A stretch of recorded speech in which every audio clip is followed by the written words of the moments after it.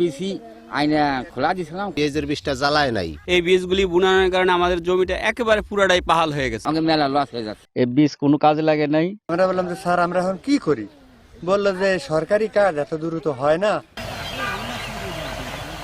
সূর্য তখনও কুয়াশা ভেদ করে আলো ছড়ায়নি। কাস্তে আর কোদাল হাতে মাঠে নেমেছেন কৃষক মোশাররফ ব্যাপারী ও এনায়েত হোসেন। 33% জমিতে রোপণ করেছিলেন ভারতীয় পেঁয়াজের দানা। সরকারিভাবে বিনামূল্যে পেঁয়াজের বীজ পেলেও চাষাবাদ করতে খরচ হয়েছে আরও 40,000 টাকা। কিন্তু 2 মাসের মাথায় পেঁয়াজের বীজ থেকে চারার বদলে গজিয়েছে ঘাস আর লতাপাতা। এমন চিত্র মাদারীপুরের 600 কৃষকের জমিতে। পেঁয়াজের বীজটা রোপণ করার পরে পেঁয়াজের বীজটা জ্বালায় নাই। সরকার আমাদের যে ইন্ডিয়ান কিছু বীজ দিছিল, এই বীজগুলি বুনানোর কারণে আমাদের জমিটা একেবারে পুরাটাই পাহাল হয়ে গেছে। বাংলাদেশ কৃষি উন্নয়ন কর্পোরেশন থেকে দেয়া গোপালগঞ্জ জেলার কৃষকদের 15 দোনার বীজ অঙ্কুরেই নষ্ট ফসলি জমিতে। পেঁয়াজ চাষের জন্য প্রস্তুত রাখা জমিতে এখন অন্য কোনো ফসলও বুনতে পারছেন না কৃষক। ফলে চরম লোকসানের মুখে চাষিরা। জমি খেয়ে গেল, আমাকে ওই জমিতে সেই জমিটা মার গেল, আমাকে মেলা লস হয়ে যাচ্ছে।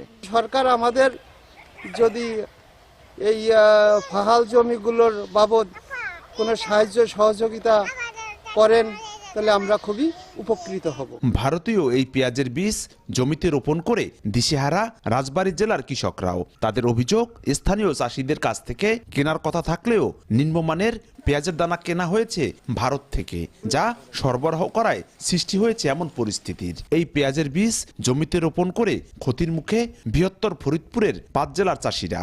এই বীজ জ্বালায় নাই, আমাদের এই সম্পূর্ণটাই বীজ মার গেছে। আমাকে তো অনেক টাকা লস গেছে প্রথম চান্সে সরকারের যে অনুদান বীজটা আনার পরে। সরকার যে দানা দিছে একবার বাজে পচা।